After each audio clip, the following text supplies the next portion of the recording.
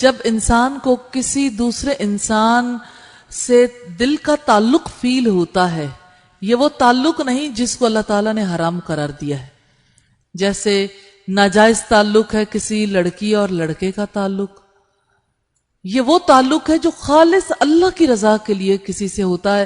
کہ کوئی شخص دین میں آگے ہے، کوئی شخص جو ہے ایسا ہے جس سے ہم اللہ کی محبت کو سیکھ سکتے ہیں، زیادہ دین پر عمل پیرا ہونے کے لیے اس سے مدد لے سکتے ہیں. یہ اللہ کی خاطر محبت ہے جو انسانوں سے ہو جاتی ہے. جن کے ساتھ مل کر انسان اللہ تعالیٰ کا کام کرتا ہے ان سے بھی محبت ہو جاتی ہے. تو اگر کسی سے اللہ کی خاطر محبت ہو تو اسے کیا کہیں؟ انی احبک فی اللہ. یہ ابو داؤد کی روایت ہے 5125.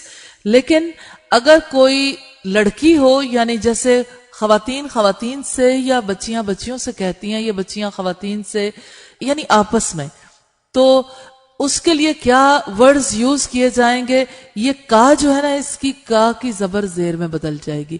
انی احبک فی اللہ، بے شک میں تم سے اللہ تعالیٰ کے لیے محبت کرتی ہوں یا کرتا ہوں. اس کا جواب کیا دیا جائے؟ یہ دین ایسا ہے جس میں صرف یک طرفہ بات چیت نہیں رہنے دی جاتی. بہت ہی خوبصورت دعا بھی ہے اور دل کو خوش کرنے والا عمل بھی. دعا کیا ہے؟ جواب میں کیا کہیں؟ احبک الذی احببتنی لہ، تم سے وہ ہستی محبت کرے جس کے لیے تم نے مجھ سے محبت کی. یہ ابو داؤد کی روایت ہے 5125.